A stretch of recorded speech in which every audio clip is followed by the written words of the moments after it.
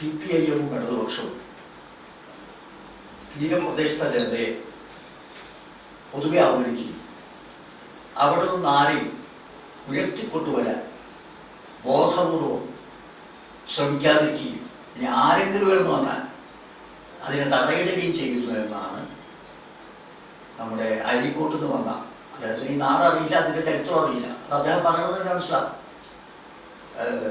UDF സ്ഥാനാർത്ഥി പറഞ്ഞു. ഞാൻ തിരിച്ചു നോക്കിയാണ് ഈ പൊന്നാനിയുടെ ചരിത്രത്തിൽ UDFന്റെ ചരിത്രത്തിൽ എന്തെങ്കിലും എപ്പോഴെങ്കിലും എവിടെയെങ്കിലും തീരപ്രദേശത്ത് ഒരു പ്രതിനിധിയെ ഉത്തരവാദിത്തപ്പെട്ട ഒരു സ്ഥാനത്തേക്ക് ഉയർത്തിക്കൊണ്ടുവന്നിട്ടുണ്ടോ? ഇല്ല എന്ന് ഖണ്ഡിതമായി പറയാൻ നിങ്ങൾക്ക് അന്വേഷിച്ച മനസ്സിലാവും, അനുഭവമുള്ളവർക്കറിയാം. അതേ സമയത്ത് തുടർച്ചയായി ഇവിടെ അനിൽ പറഞ്ഞു ഇമ്പിച്ചു ബാബയുടെ കാര്യം. ഇമ്പിച്ചു ബാബ പൊന്നാനിയുടെ തീരപ്രദേശത്ത് ജനിച്ചു വളർന്ന ആളാണെന്ന് മാത്രമല്ല, പൊന്നാനിയിൽ നിന്ന് കേരളത്തിന്റെ തീരത്തോളം വളർന്നു വലുതായ ആളാണ്. പക്ഷെ ആ ഇമ്പിച്ചു ബാബ മുതൽ എടുക്കുക. അപ്പം ഞാനിവിടെ വന്ന കാലത്ത് വന്നതിനധികം താമസിയാതെ 1979 78 ഒരു മുനിസിപ്പൽ ഇലക്ഷൻ നടന്ന സമയത്ത് ഇവിടുത്തെ ചെയർമാനായിരുന്നു EK അബൂബക്കർ. പിന്നീട് ജില്ലാ കൗൺസിലിലേക്ക് ഫാത്തിമ ടീച്ചർ മത്സരിച്ചു.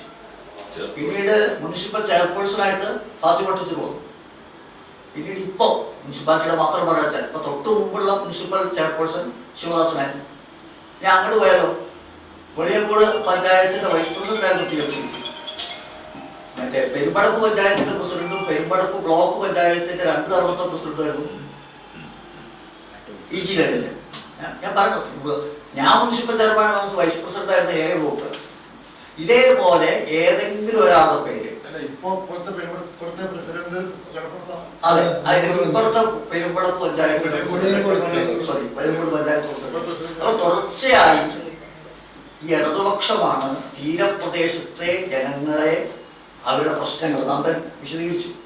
പൊന്നാനിയുടെ ഈ കടലോരത്തെ മനുഷ്യന്റെ പ്രശ്നങ്ങളെ ഇമ്പിച്ചുവാവയുടെ കാലം മുതൽ ഹൃദയത്തോട് ചേർത്ത് വെച്ചിട്ടുള്ള ഒരു പ്രസ്ഥാനവും പാർട്ടിയാണ് ഇടതുപക്ഷം.